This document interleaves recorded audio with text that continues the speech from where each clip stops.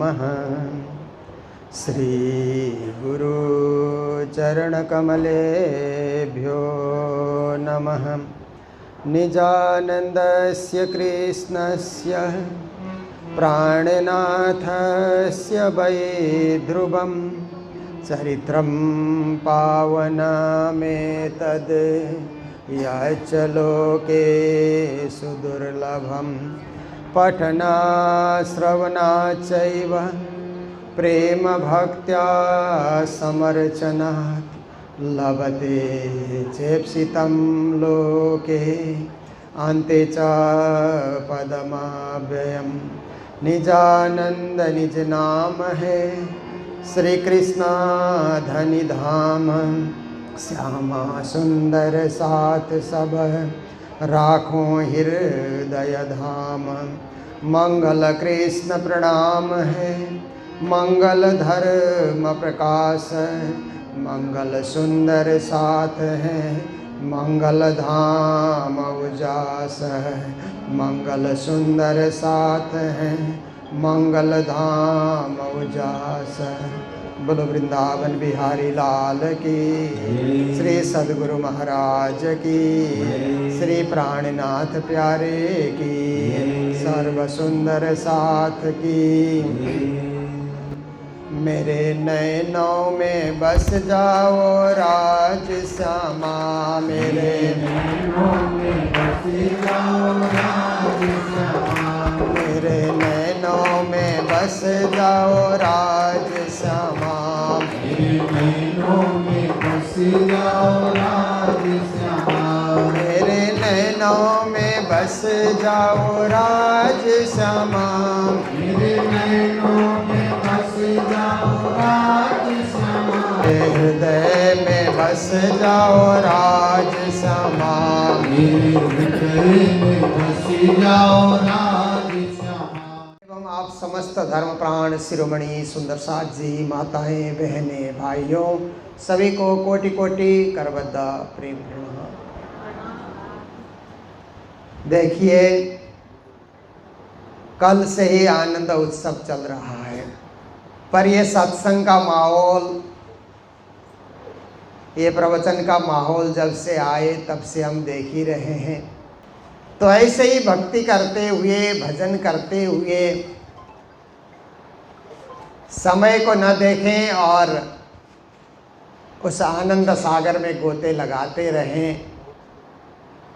यही जीवन का सही अर्थ है, यही जीवन का मूल्य है। कभी कहता है कि रोज लोग घड़ी देखते रहते, इतना बजा, इतना बजा, इतना बजा, पर घड़ी देख करके कोई ये नहीं कह सकता कि किस घड़ी में क्या होना है।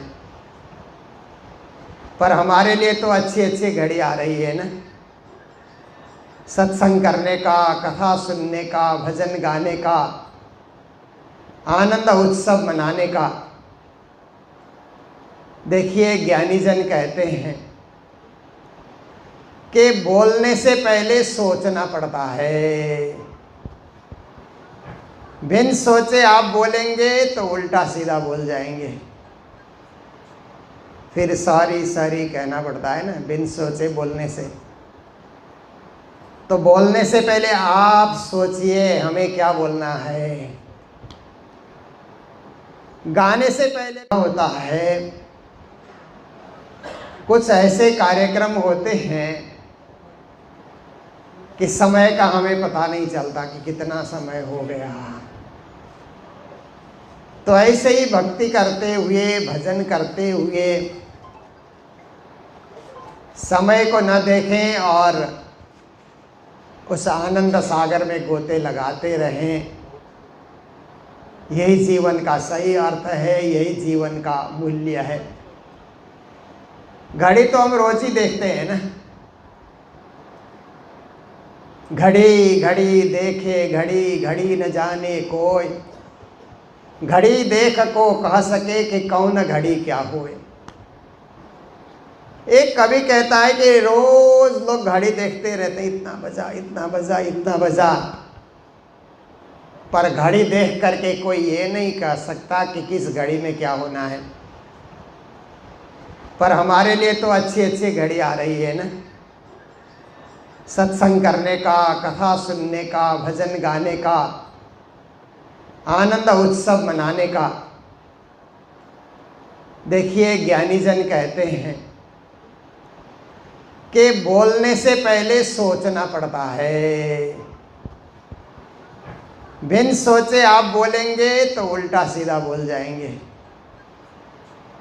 फिर सॉरी सॉरी कहना पड़ता है ना, बिन सोचे बोलने से। तो बोलने से पहले आप सोचिए हमें क्या बोलना है। गाने से पहले भी राग के विषय में सोचना पड़ता है कि हम क्या गा रहे हैं। नहीं, हम तो राग की जगह विराग हो जाते हैं ना। तो थोड़ा सा गाने से पहले राग गुनगुना करके सोचे तो अच्छा राग, क्योंकि सबका अलग अलग राग है। प्रार्थना अलग राग से गाते हैं, सेवा पूजा अलग राग से गाते हैं, भजन के अलग राग हैं, वाणी के अलग राग हैं। तो गाने से पहले भी सोचना और बोलने से पहले भी सोचना। प्रवचनकर्ता जो होते हैं बोलने से पहले नहीं सोचेंगे तो जो बोलना चाहिए वो नहीं बोलेंगे और कुछ बोल करके उतर जाएंगे। हम लोग पुरस्कार देते हैं ना, मंगल पुरस्कार, प्राणनाथ पुरस्कार, प्रणामी रत्ना। तो कई मंचों में पुरस्कार पाने वाले को हम लोग खड़ा कर देते हैं, आपको पुरस्कार दिया गया, आप कुछ बोलिए। तो उस समय उनको तो इतना ही बोलना होता है कि मैं बहुत बहुत आभारी हूँ कि आप लोगों ने मुझे याद किया, पुरस्कृत किया, ये मेरे जीवन का सम्मान है, ऐसा बोलना चाहिए। पर और कुछ प्रवचन करके उतर जाते हैं, पुरस्कार की बात ही नहीं करते कि क्या उनको मिला। तो बोलने से पहले सोचना, प्रिपरेशन ऑफ स्पीच बोलते हैं ना। आप जो स्पीच दे रहे हैं उसका प्रिपेयर करना, पूर्व तैयारी करना। आप जो भजन गा रहे हैं उसके पूर्व तैयारी करना कि क्या गा रहे हैं, किस राग से गा रहे हैं, गला चलता है कि नहीं। कभी कभी अंतरा इतना ऊंचा होता है कि गला पहुंचता ही नहीं है, तो ये हम गा सकते हैं कि नहीं, इसका भी सोच रहना चाहिए। तो इसी तरह कहते हैं कि लिखने से पहले पढ़ना पड़ता है।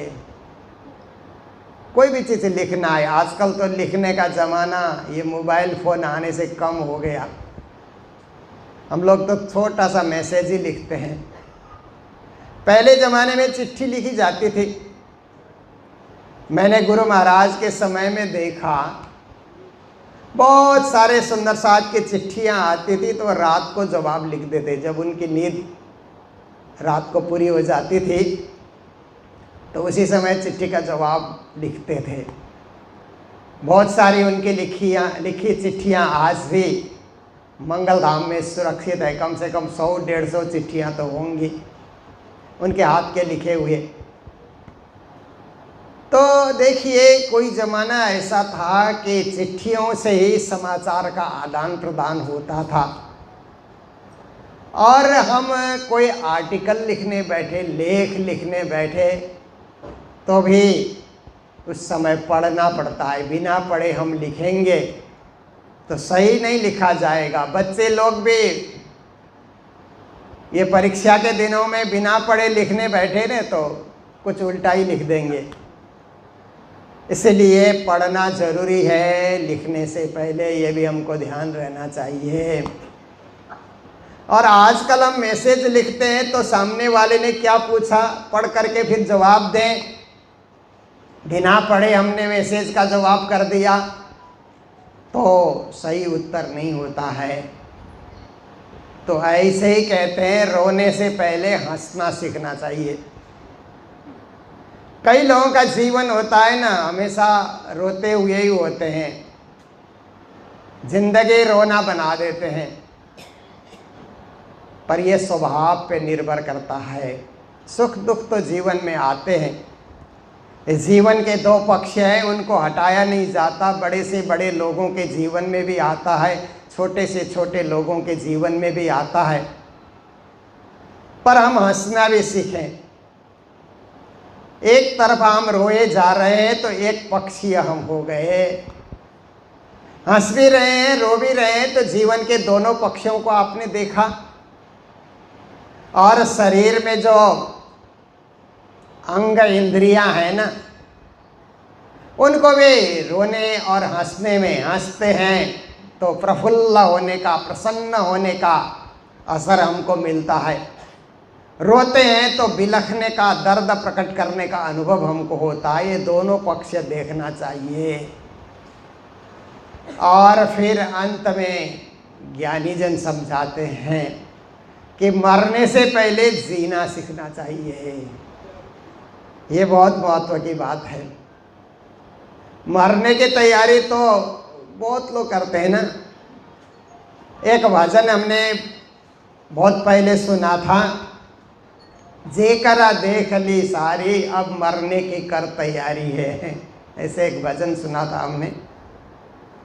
पर मरना तो निश्चित है, जी कर हम दिखाएं, अच्छा जीवन जी करके हम दिखाएं, सही जीवन जी करके हम दिखाएं। राज्य ने हमें जीने के लिए भेजा है, मरना तो स्वाभाविक है, पर संसार में जीने के लिए, अच्छा उद्यम करने के लिए, अच्छा कर्म करने के लिए, अच्छी भक्ति करने के लिए, अच्छा सत्संग करने के लिए, अच्छा सुमिरन करने के लिए राज्य ने भेजा है। इसलिए जी करके हमें दिखाना होगा कि हम सही जीवन जी रहे हैं, जीवन की दिशा सही है। कभी हम गलत दिशा में जाते हैं तो भटक जाते हैं, सही दिशा में जा रहे हैं तो अपने गंतव्य के करीब करीब और करीब हो जाते हैं ना, परम धाम के और करीब हो जाते हैं। गलत दिशा में चले गए, गलत लोगों ने गाइड किया हमको, तो हम दूर दूर दूर हो जाते हैं।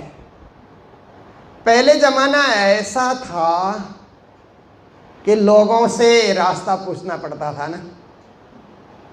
कोई ज़माना ऐसा था लोगों से रास्ता पूछना। इसलिए मैं कभी कभी प्रवचन में उदाहरण देता हूँ कि एक बार पद्मावतीपुरी धाम पन्ना में 108 पारायण था, तो गुरु महाराज को भी जाना था और कालिम्पोंग से 55 सुंदर साथ तैयार हो गए, हम भी जाएंगे, हम भी जाएंगे। थोड़े सिलीगुड़ी के, ज़्यादा कालिम्पोंग के। तो एक बस रिजर्व किया गया सिलीगुड़ी में, इतनी टिकट एक साथ मिली नहीं। गुरु महाराज ने कहा हम प्रयाग में जा कर के आप लोगों की प्रतीक्षा करेंगे, इतनी लंबी बस से हमसे नहीं होगा, आप लोग बस लेकर के आना। हम लोग बस लेकर के सिलीगुड़ी से निकले तो पटना में हम लोगों ने फ़ोन कर दिया था, तो उन्होंने पाटलिपुत्र धर्मशाला हम लोगों के लिए बुक कर दिया। बस से जब पटना एंट्री हम लोगों ने किया तो कहाँ पाटलिपुत्र धर्मशाला, बस रोक करके पूछते हैं पाटलिपुत्र धर्मशाला किधर है, तो लोग बोलते हैं यहाँ से सीधा जाइए, वहाँ से दायां जाइए, फिर बायां जाइए, फिर आगे सीधा जाइए, फिर दायां, फिर बायां, ऐसे करते जाइए। सुनते ही भूल जाते हैं दायां की बायां। थोड़ा आगे गए वो भी ऐसे ही करता है, थोड़ा दायां जाइए फिर बायां जाइए, चौराहा आएगा उससे बायां जाइए। पूछ करके हम लोग परेशान हुए, तो लास्ट में हम लोगों ने निर्णय किया एक रिक्शा वाले को आगे करें, दायां बायां वही करता रहेगा और वही पहुंचा देगा। तो अंत में रिक्शा वाले का सहारा लेकर के हम लोग पाटलिपुत्र धर्मशाला पहुंचे। तो वहाँ सुंदर साथ ने बड़ी तैयारी कर रखी थी, फिर तो आनंद उत्सव हुआ, भोजन प्रसाद सोना सब कुछ। पर जो रास्ता दिखाने वाले थे ना, वो दायां बायां ही करते रहे। कभी कभी धर्म के क्षेत्र में भी ऐसे ही होता है। बहुत सारे ऐसे नायक या मार्गदर्शक मिल जाते हैं, कई गुरु ऐसे मिल जाते हैं कि भक्तों को दायां बायां कराते रहते हैं, सीधा रास्ता नहीं बताते।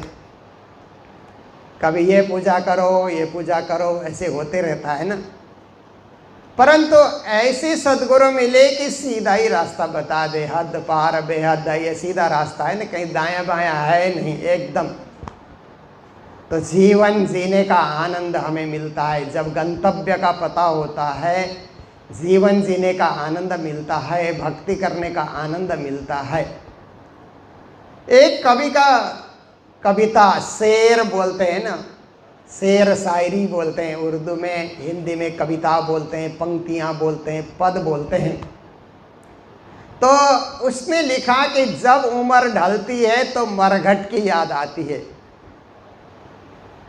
उस कवि को परम धाम का पता नहीं है, इसीलिए मरघट को याद कर रहा है। उम्र ढल रही है तो मरघट याद आ रही है। मरघट मतलब शमशान भूमि। और हमारी उम्र ढलती है तो परम धाम की याद आती है। देखिए, फूलबाग, नूरबाग, पुखराज, मानिक पहाड़, रंगमहल, अक्षरधाम, सात घाट, हमें तो परम धाम की याद आती है ना। जैसे जैसे उम्र ढलती है वैसे वैसे परम धाम की तरफ हम खो जाते हैं, क्योंकि हमें गुरु ने सही रास्ता दिखाया है। कहीं अटकाव नहीं, कहीं भटकाव नहीं। जीवन जीने के लिए भी अच्छा उन्होंने तारतम मंत्र का सहारा दे दिया। और अंत तो गत्वा बे, मरने का कोई डर है ही नहीं, क्योंकि सीधा तर करके परम धाम जाना है। तारतम वाणी तो तार करके परम धाम लिए चलती है। ऐसे दिव्य वाणी का हम लोगों ने सहारा लिया हुआ है, इसीलिए हम अच्छा जीवन जिए। कहते हैं कि जीवन को हर रोज उत्सव बनाने के लिए कोशिश करें। जैसे साल में एक बार जन्म उत्सव आता है तो खुशियाँ छा जाती है ना।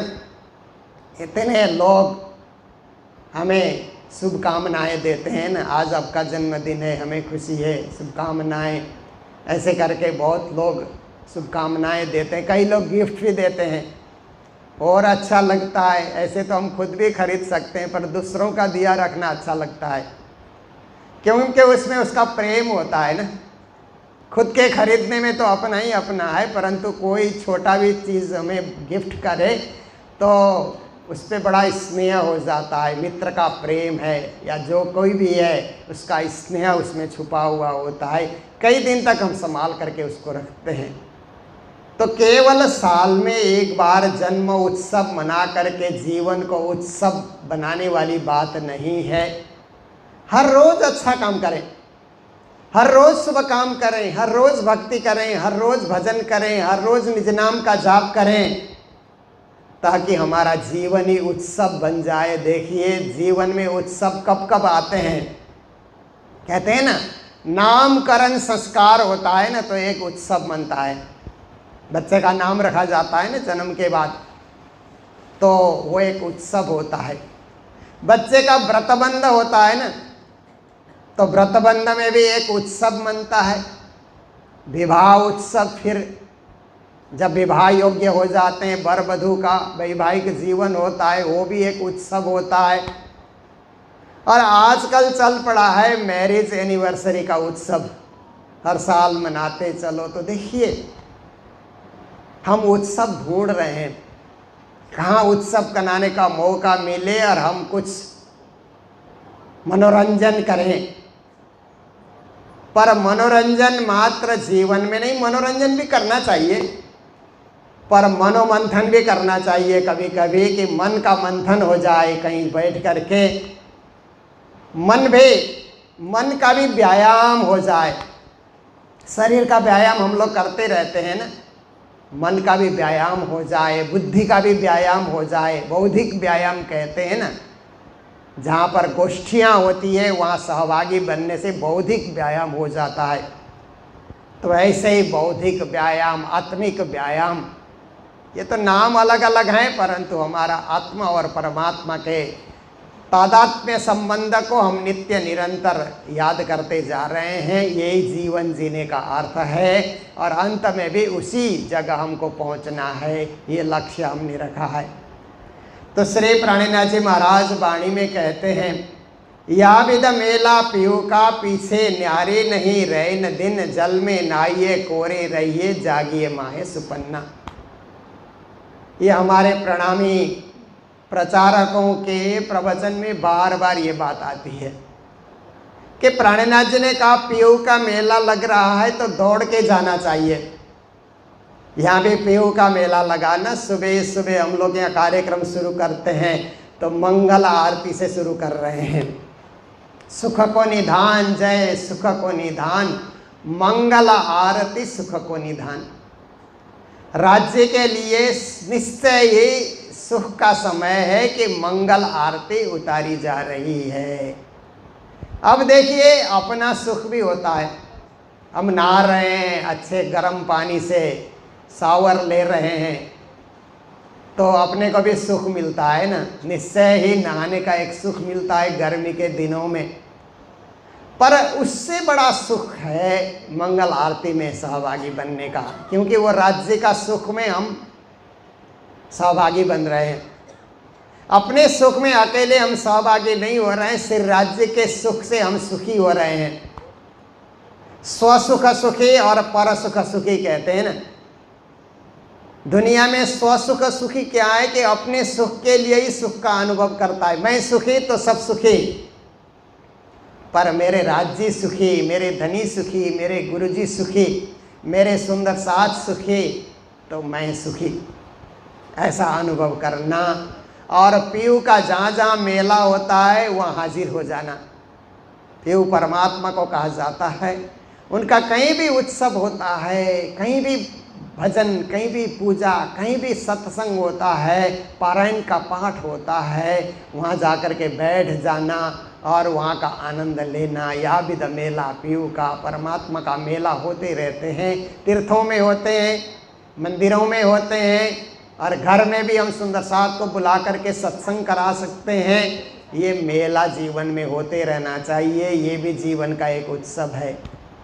पीछे न्यारी नहीं रैन दिन, फिर कहते हैं कि इस प्रकार से आप मेला में सम्मिलित होते रहे तो दिन में भी उनकी भक्ति होगी, रात्रि में भी उनकी भक्ति होगी। जैसे आप देखिए, रात को सोने से पहले 5 बार निज नाम का जाप करके आप सोइए, परंतु कभी कभी क्या होता है, इतने और काम में हम मस्त हो जाते हैं, 5 बार निज नाम जपने के लिए बैठे तो एक बार जपते जपते नींद आ जाती है, क्योंकि और काम में बहुत ताकत लगा दिया हमने, बहुत परिश्रम किया और काम के लिए, घर के काम के लिए, गप्पे करने के लिए, टीवी देखने के लिए, मोबाइल देखने के लिए, अखबार पढ़ने के लिए, व्यर्थ चिंतन करने के लिए, इतना अपने आप को थका दिया हमने कि अब निज नाम जपने के लिए जब बैठते हैं सोने से पहले तो एकदम नींद की झपकी आने लग जाती है। इसलिए हमें सोचना होगा कि राज्य का नाम के लिए भी कुछ समय तो निकालना ही होगा। ऐसा सोच करके स्फूर्ति से, जोश से, प्रेम से निज नाम 5 बार हम लोग जप करके सोए तो रात्रि को भी राज्य से ही मिलाप होता रहेगा, फालतू अनर्थ के स्वप्न नहीं आएंगे। अच्छा, ऐसे ही हम लोग कोई मंडली में चल रहे हैं, ट्रिप में चल रहे हैं, ऐसा स्वप्न आता है जब निज नाम जप करके सोते हैं। फिर प्रातःकाल उठते ही बहुत बहुत बहुत हम लोगों को ध्यान रखना पड़ता है, बहुत अभ्यास करना पड़ता है, नहीं तो छूट ही जाता है। सुबह उठते ही एक बार राजश्याम हो जाए, जैसे ही घंटी बजेगी ना, क्योंकि आजकल तो अब मोबाइल ने इतना सुख भी दिया है कि घंटी बज जाती है, पहले की तरह चाबी भरना नहीं पड़ता है, घड़ियों में सेट कर दो तो घंटी बज जाती है। तो जैसे घंटी बजी ना, राजश्यामा राजश्यामा राजश्यामा करते हुए हम जागें, जब तक उस घंटी को बंद करने के लिए, स्टॉप करने के लिए हम जाएं, तब तक मुख से उठते ही राजश्यामा निकले। बने तो सुबह उठ करके ऐसे हाथ करके, निस दिन ग्रह्य प्रेम सो श्री युगल स्वरूप के चरण, निर्मल होना याई सो और धाम वर्णन, इतना हम कहें। पर इसके लिए बहुत अभ्यास चाहिए। बड़े बड़ों से भी सुबह सुबह विस्मृति हो जाती है, भूल हो जाती है, और काम कर लेते हैं, पानी पी लेते हैं, उधर उधर कर लेते हैं, गीज़र हम चालू कर देते हैं, बाथरूम में नहाने के लिए कपड़े रख लेते हैं, पर राज्य याद आते ही नहीं बड़ी देर तक, कभी आधा घंटा तक राज्य याद नहीं आते हैं। कभी कभी तो क्या होता है कि जब नहाने लगते हैं ना, पानी जब गिराते हैं अपने ऊपर, तभी हमको राज्य याद आते हैं। हो उठ के नाइए जमुना जी की जे, सकल श्रृंगार सात सन मंदी मिल के खेलिए संग भरतार। पर हम एकदम होश से रहें, राज्य से प्रार्थना करें कि राज्य आपकी भक्ति न छूटे, आपका ध्यान न छूटे, आपका प्रेम न छूटे और आपकी मेहर से हम वंचित न रहें। ऐसे बार बार हम ध्यान रखें तो सुबह उठते ही उनका स्मरण हो ही जाता है। अभ्यास है, अभ्यास से अभ्यासे न तो कौनते या वैराग्य न च गृह्यते। तो श्री जी महाराज कहते हैं ऐसा अभ्यास आपका हो गया तो रात्रि को भी आपने आनंद उत्सव किया उनका नाम जप करके, प्रातः उठ करके भी आनंद उत्सव किया उनका नाम जप करके, पीछे न्यारी नहीं रही न दीना। जल में नहाइए कोरे रहिए जागिए माए सुपन्ना। ये तो चौपाई आप लोगों ने कई बार सुनी होगी कि जल में नहाओ और कोरे रहो। ये श्री जी की एक क्या है कि समझाने का एक ढंग है। जल में नहा करके कोरा तो कोई रह नहीं सकता है, जल में नहाते ही भीग जाता है। पर श्री जी महाराज कहते हैं माया रूपी जल में नहाओ, ये मोह सागर है इसमें नहाओ, परंतु हमेशा भीगे हुए मत रहो। जैसे नहाते ही हम लोग कपड़े से पोंछ लेते हैं ना, फिर शरीर को सूखा करते हैं। हमने नहा लिया ऐसा करके गीले कपड़े में हम नहीं चलते हैं, फट से कपड़ा बदल लेते हैं, शरीर को सूखा कर लेते हैं। अगर संसार के माया में, कमाई में, धंधे में हम लोग लगे तो अभी शाम को लौट करके आ करके राज्य के मंदिर में बैठ करके फिर उनके ध्यान चिंतन में खो जाना चाहिए। जल में नहाइए कोरे रहिए, ऐसे प्राणनाथ जी की शिक्षा है कि संसार में रहते हुए भी विरक्त भाव से आप रहें, संसार में रहते हुए भी निर्मोही भाव से आप रहें और संसार में रहते हुए भी निर्मल भाव से आप रहें तो माया में रहते हुए भी कोरा रहने का अनुभव आपको होगा। और जागिए माहे सुपन्ना, कहते हैं ये स्वप्न के संसार में से आपको जागना है। स्वप्न का संसार ही हमारा हमेशा का घर नहीं है, हमें उस परम धाम में जागना है। तो जागने के लिए सचेत रहें। जैसे अभी क्या है कि हमको सुबह, अब सुबह 5 बजे की फ्लाइट है मान लो किसी की, हमारी ऐसे ही है 6 तारीख सुबह 5 बजे की फ्लाइट है। तो हमको तो पहले से सोचना होगा ना कितने बजे जागना है, कितने बजे तैयार होना है, कितने बजे एयरपोर्ट पहुंचना है, कभी रेलवे स्टेशन जाना होता है। तो आप देखिए कि जब संसार का कोई कार्य होता है तो हम कैसे जागते जागते रहते हैं, सचेत रहते हैं। जरा से नींद की झपकी आए फिर भी हम जाग करके सोचते हैं नहीं आज यात्रा करनी है, जानी है। ऐसे ही राज्य के लिए भी जागते रहना। तो काम करते रहो, नाम जपते रहो, पाप करने से हरदम उतरते रहो, कृष्ण गोविंद गोपाल गाते रहो। इसके लिए संतों ने हमें समझाया कि काम करो, एकदम काम छोड़ करके राज्य राज्य ऐसे नहीं है, राज्य ने ऐसे नहीं बताया। वो तो कहते हैं मुझे याद करते जाओ, काम करते जाओ। संसार में आए हो तो संसार में आपको उन्नति करनी है, पुरुषार्थ करना है। ऐसे आकर के लौट करके नहीं जाना है। वो क्रिकेट खेलने वाले आते हैं ना, 1 रन बनाए बगैर लौट गए, पैविलियन बोलते हैं ना, वहाँ लौट कर चले गए तो क्या उनकी जिंदगी, क्या उनका खिलाड़ी होने का क्या महत्व रहा। आए और 1 रन भी नहीं बना सके, आउट हो गए। फुटबॉल में 1 गोल नहीं मार सके और निकल गए, आउट हो गए। क्या खिलाड़ी, उसको खिलाड़ी नहीं कहा जा सकता है। खिलाड़ी है कि मैदान में डट करके खेले, खेल दिखाए, तभी तो खेल देखने वालों को भी आनंद आता है ना। कुश्ती लड़ने वाले होते हैं ना तो कैसे देर तक दाव पेच दिखाते रहते हैं ना, तो देखने का आनंद आता है, फिर बाद में उसको पछाड़ देते हैं। ऐसे ही संसार में हमें अच्छा खेल खेलना है, परंतु खेल खेलते हुए भी ध्यान अपने धनी का, अपने पुरुषोत्तम का, अपने मालिक का न छूटे। ऐसा पूर्ण हमें उन पे समर्पित होकर के संसार का कार्य करते जाना है।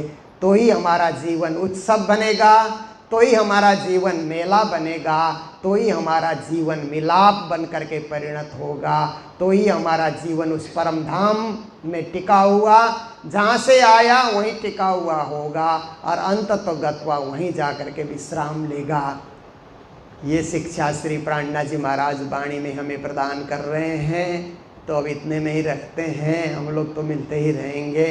आज यात्रा में भी जा रहे हैं, दर्शन करने के लिए, घूमने के लिए भी, तो आप सब लोग भी उसी तरह उसमें सहभागी बनेंगे। इन्हीं शब्दों के साथ वाणी चर्चा को विराम दे रहे हैं। पूज्य महाराज जी आप सबको रसमय श्रीमद् भागवत की कथा सुनाएंगे और आपके जीवन में कृष्ण रस को भरेंगे। बोलो सतगुरु महाराज की, श्री प्राणनाथ प्यारे की, सर्व सुंदर साथ की। प्रणाम। पिया तुम होते सी कीजियो में अर्ज करो मेरे पियो जी, हम जैसी तुम जिन करो मेरा तड़प तड़प जाए जीव जी। जीवरा तो जीवे नहीं, क्यों मीटे दिल की प्यास जी। तुम बिना में किन सो कहूँ पिया, तुम हो मेरी आस जी। आस बिरानी तो करूँ पिया, जो कोई दूसरा होए जी। सब बिन पिया जी समर्था दिन रहे न जात रोए रोए जी। जन्मान दे जो हम होते पिया, सो तुम देखते किए जी। जब तुम आप देखोगे तब देखोगे मेरा मारे जी। इति पुकार पिया सुन के, अब ढील करो तुम जी न जी। छिन छिन खबर लीजियो में अर्ज करो दुल्हीन जी।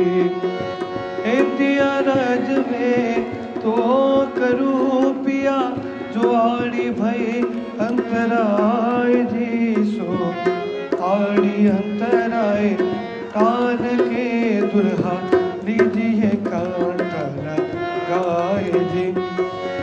कंठ लगाए कंठ सो पिया, कीजिए हास विलास जी। वारन जाए श्री इंद्रावती पिया, राखो कदम के पास जी। तुम दुल्हा में दुल्हीना पिया, और न जानो बात जी। इस कसो से वाकरूं पिया, सब को साथ जी। सदा सुख दाता राम धनी, मैं कहाँ कहूँ इन बात जी से। महामती जुगल स्वरूप परवारी, अंगना बड़ी बड़ी जात जी। पिया तुम हो कैसी कीजियो में अर्ज करो मेरे पिया।